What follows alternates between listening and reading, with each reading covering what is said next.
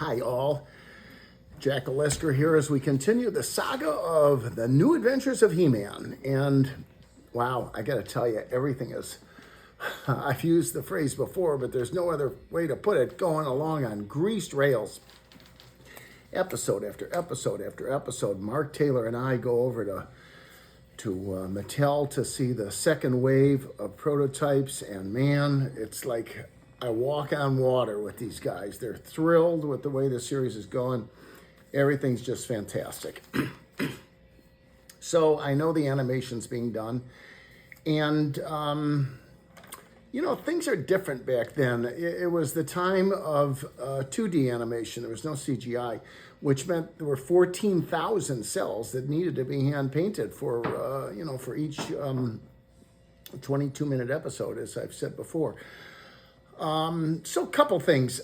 First of all, the scientists in New Adventures of He-Man, don't get me started, okay? I know it was a mistake. I know they're awful. We were looking for some comedy relief. Woo! Did we ever have comedy, but I don't think we had any relief.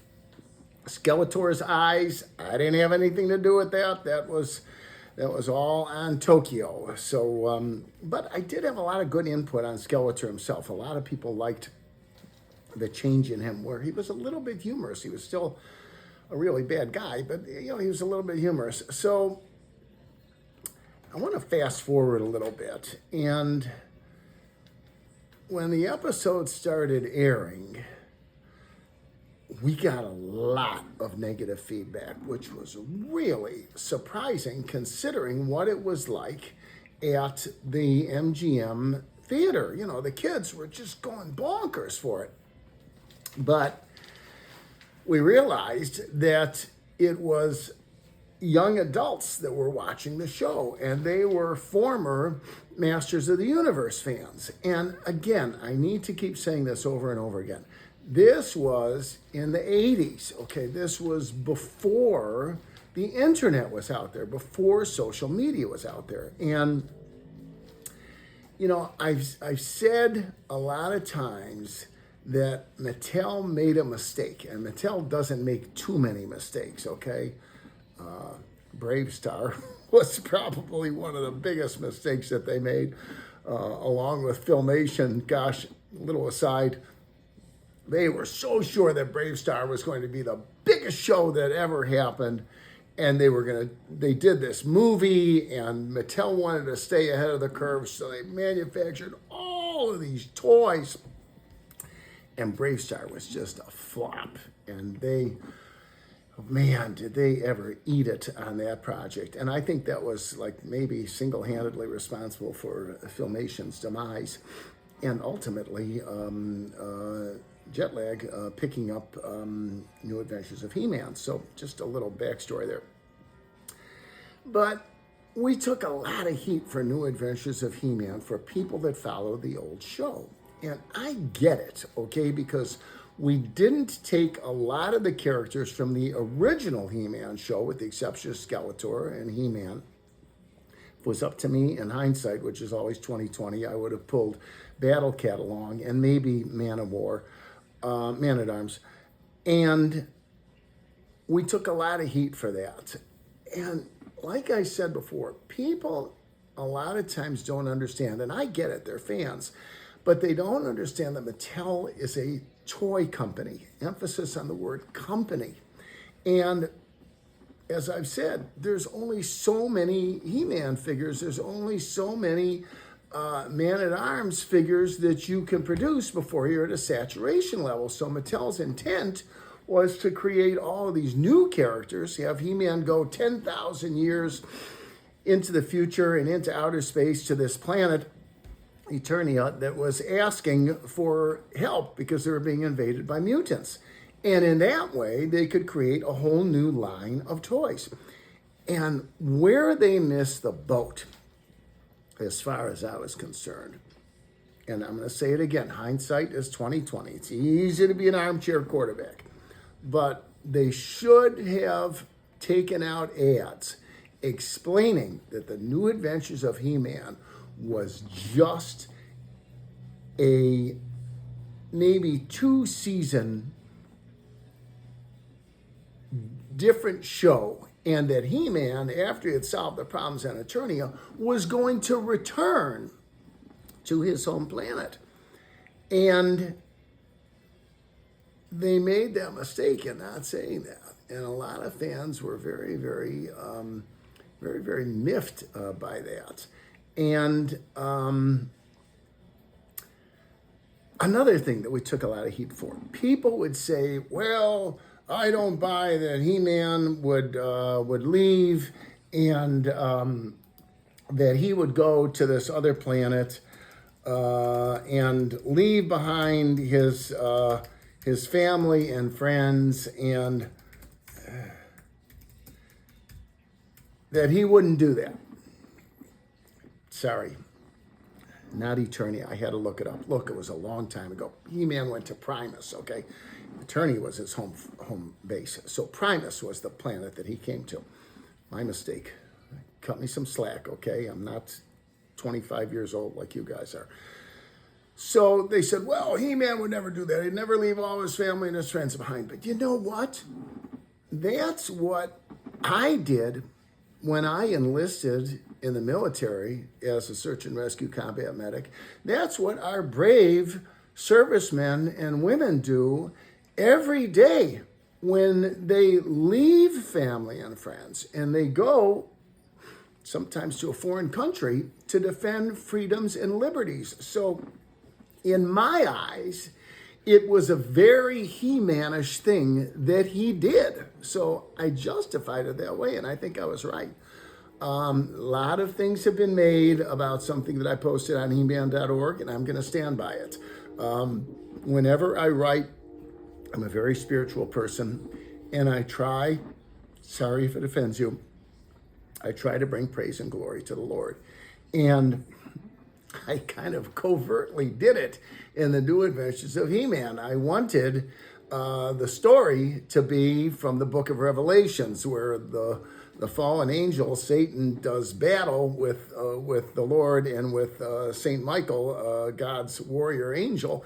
And I kind of based it all on that, with He-Man being Saint Michael and Master Sabrian and all of the disciples kind of being the disciples of the Lord, and of course Skeletor being the fallen angel. So I kind of sneaked that in a little bit, but I did it in such a way that I think nobody was offended. So the show aired, and it was a flop, okay? It was like one of the worst flops that I ever had in my life. And I had put my heart and soul into this. I wrote 37 episodes. I write over 100-page series Bible. And it just didn't go anywhere. We had, I don't want to make excuses, but we had horrible time slots, 6 o'clock in the morning. And all of those He-Man fans were miffed because they thought he was going to be gone to this new planet, Primus, forever. You know, I always planned on season 2 being that He-Man would come back to Eternia. He would find out that Marlena and her husband, Randar, were overthrown by Man-at-Arms who formed a coup, and that Tila and She-Ra would form, and the Sorceress would form a tripartite relationship to try to take back control. And He-Man would come back to that, and he would join that battle. And that was my plan for season 2, and I would have loved to have done that, but it wasn't to be, and that's just the way that it is. But fast forward about 20 years, I don't know the exact amount of time, but a wonderful company called BCI released the 2 DVD collection of the entire 65 episodes of He-Man. And a lot of fans gave it a second chance.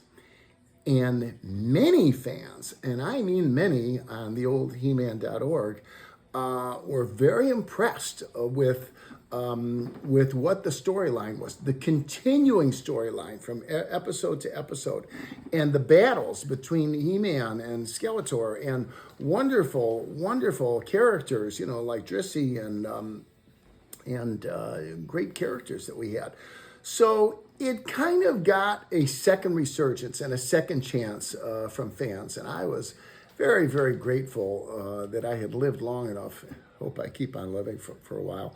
But I had been around long enough to see it get a second chance. It was really, really made me feel good. And again, Mattel should have mentioned, oh, it's going to be one adventure he's going on, and we're going to come back to Eternia. But they missed that opportunity. And I think if they had another chance to do it, they'd do it differently, especially in this day of the internet and social media. So I wrapped up New Adventures of He-Man. Don't feel too badly for me because I wrote 37 episodes, and God almighty, you know, I moved down to Palm Springs, bought really wonderful cars. I'm not going to talk what kind of cars that I bought, but they were pretty amazing. And I'm living the high life down in Palm Springs and just having no problems at all. And, you know, all things come to an end. So He-Man's coming to the end. I'm into about the last 4 or 5 episodes of it. Starting to get a little bit nervous, but by now I've got a great relationship with Jean Shalapin at Jetlag. I'm his guy. He knows he can have me write all the episodes of a show. He doesn't have to hire a story editor. It's all going to be in the house style, and that he's going to have really top quality scripts. So I'm hoping that he's got something new. And I get a call from Mark, and Mark says, Sean wants you to come into LA. We want to sit down and chat. So I drive into LA, and I walk in, and John is there, and he greets me so warmly. I mean, look, he did well on He-Man. Not as well if the toy line had done well and if the show continued, but he did well on that deal. So he says, is your passport current? So I said, yeah, I always have my passport current. He says, well, that's good because I'm flying you out to Paris and you're going to spend some time there. He says, I got 2 guys that I want you to meet named Preve and Vanetti. And I got you working on a new show. You're ostensibly going to be doing the American adaptation, but you're really going to be doing most of the writing. You know, we got to have French writers for content. I don't want to get too much into that. But they were good guys. And so I said, okay, I'm game. You know, boy, moved to Paris for a while. I think that'll be fantastic. So I said, what's the show? And Jean pauses, and a big smile comes onto his face, and he says, exactly what I'm going to tell you in the next episode. Okay, so anyway, I'll see you in what I guess will be episode 46. My gosh, I can't believe how much we're doing. Subscribe, like us, and I'll see you guys soon. Take care.